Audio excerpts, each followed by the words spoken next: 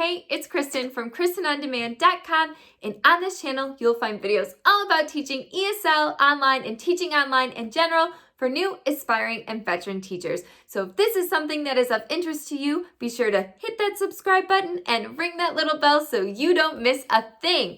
And in this video, I'm going to be talking about class prep. What I do to prep for my ESL classrooms to help you get ready. I've been having a lot of questions about this from my referrals, so I wanted to make a video just to show you what I do personally, what helps me get ready for my classes. So here we go. Okay, so when I first started, I spent a lot of time prepping for classes. I just want to be sure it's so early in the morning when I'm teaching these classes that I'm not just like staring at a screen like, what am I supposed to be doing? I want to kind of have a little bit of a memory of what I'm supposed to be doing. And to be honest, having been a teacher now for, over a year and a half, like now I see lessons, I'm like, oh yeah, I've got it. I used to use so many props. Like every lesson I would look through the slides and be like, oh, I have a prop for this. Oh, I have a prop for this. And I still have a lot of props in my classroom in case I want to grab them, but I'll be honest, I don't use props nearly as often as I used to. I'm way more TPR. How can I just use me to teach? There are things that obviously I'll grab props for because TPR isn't super effective at teaching everything. I do have videos on TPR and props and all that you can check out to help you with things like this. But just know that going in, when I'm talking about my prep now, I used to grab more props and stuff and now I really don't. But here we go. So the first thing that I do to prep, and this is from day one, and I still do this now because I think it gives me organization. I'm an organization person. Is I go through the slides. And now if it's a lesson that I've taught, I will quickly go through the slides. But sometimes they do change, and I go through the slides for two reasons. So I will pull up the slides on my phone.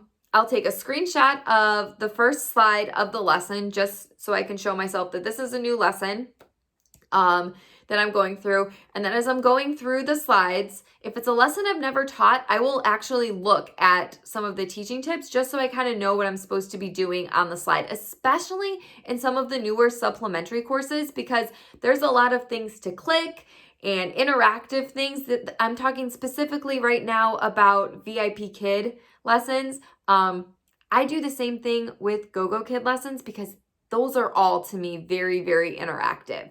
So I always want to be knowing on slides and lessons that I know are super interactive, what I'm supposed to be doing, what I need to be clicking so that I know what I'm supposed to be doing on those slides and I don't miss something.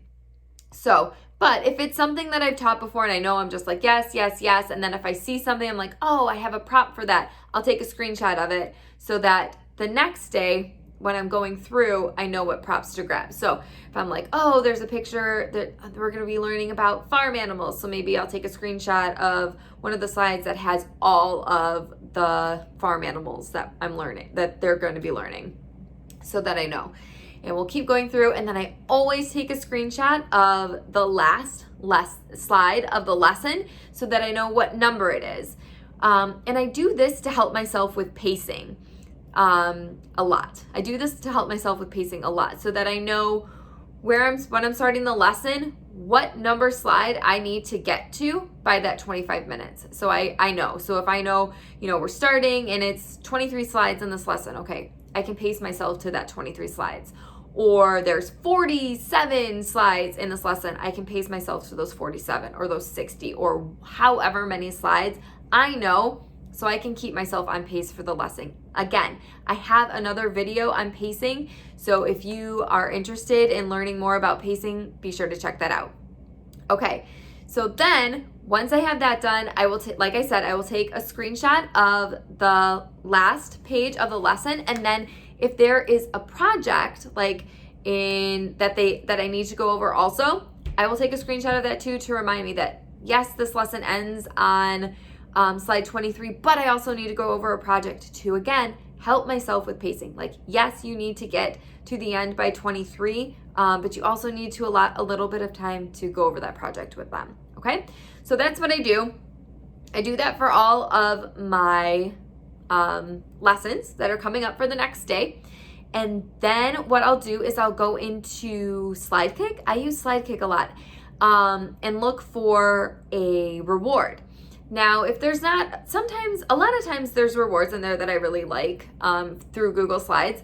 If I don't find anything, I have a lot of 2D rewards that I like too, a really lot. So if I know a lesson and I have a reward that'll go with that, I'll just be like, oh yeah, I'm going to use this. And I put those in a note in my phone also, so I can groggily remember at 4 or 5 in the morning what reward I want to use for this lesson. And I'll just put like, I'm using this. So I know. Sometimes I'll remember what reward I want to use, and sometimes I'm like, I need my phone. I need to know. So I write it down, and I do that again just to help myself, just to jog my memory. So I will write down all the rewards I'm going to use in a little note on my phone, and then I go into my computer and I set up my my feedback through Feedback Panda. I love Feedback Panda. If you aren't using Feedback Panda and you struggle and you spend a lot of time doing your feedback, I recommend trying it.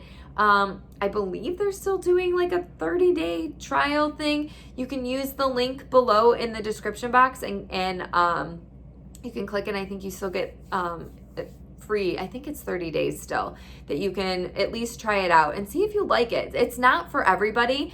But a lot of the lessons have at least a template in there of what was learned in the lesson, the words, the blends, things like that.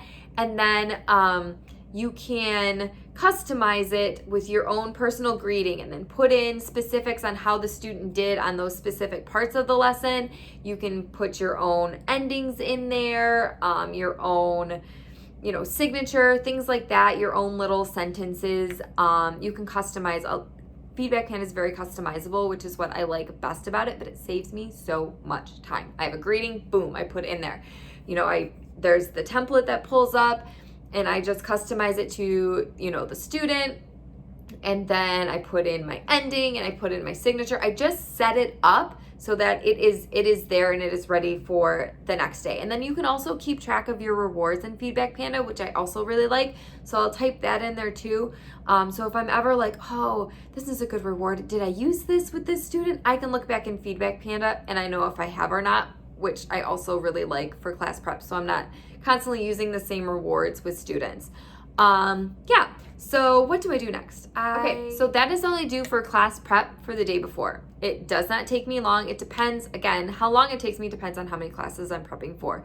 The more classes I've taught and the more lessons I've seen, the less time it takes me. If it's a lesson, again, that's super interactive that I haven't seen and I have to kind of like look through the teacher tips a little bit more, that becomes a little bit more time consuming, but really does not take me long. I'm thinking I usually teach 5 classes a day, and to do the screenshots, what do I do?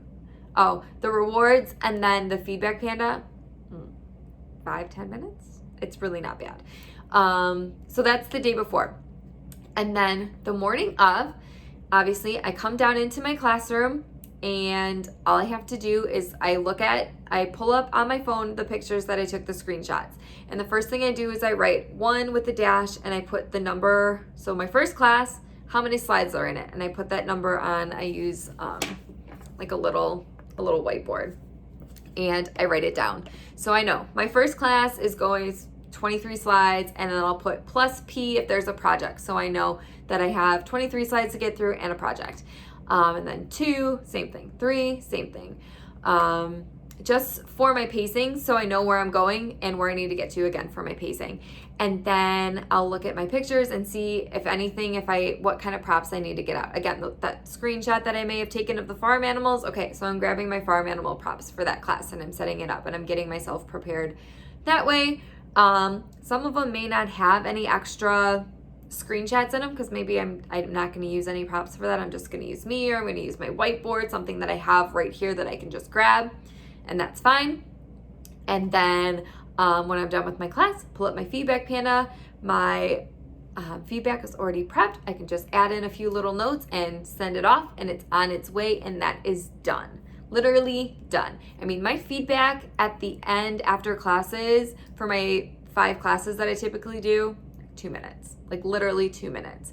And the setup before class is another maybe 2 to maybe 5 minutes, depending on how many props and where they are, but not even. Depending on how fast I'm moving that morning, how much coffee I've already had. It's really not bad. So I would say total prep for classes, that's how I do it. That's how I keep myself organized. 15 minutes tops, 15. And that's with doing all of my feedback also in there. So you have to find what works for you. You have to find what keeps you organized, what keeps your thoughts organized, and everything. And maybe, you know, some teachers use baskets and they put all their little props in little baskets for each class. If that works for you, go for it. Again, you have to find what works for you, because what works for me may not work for you, and you may end up being more inefficient trying to do what I do as opposed to what would be most efficient for you. So find what works for you. If you haven't tried Feedback Panda, again, I recommend it. I found success with it, but not everyone does. I know Google Slides also has feedback templates. I think ESL Gems has feedback templates. There's lots of different feedback templates out there that you can use. Again, find what works for you, use what works for you and makes you most efficient, because these things that I'm talking about, prep and feedback, are extra things that you're not in class and you're not specifically getting paid to do. So it is in your best interest to be most efficient at these things so that you can get them done quickly but efficiently and effectively to do your job. And so that's what I'm trying to help you do here. So I hope you found this video helpful. As always, if you have any questions, you can feel free to leave them in the comments. You can send me a direct email. My email is below as well. Or you can hit me up on social media as well. I always welcome that. So again, I hope you found this video helpful, and I will see you next time. Bye-bye.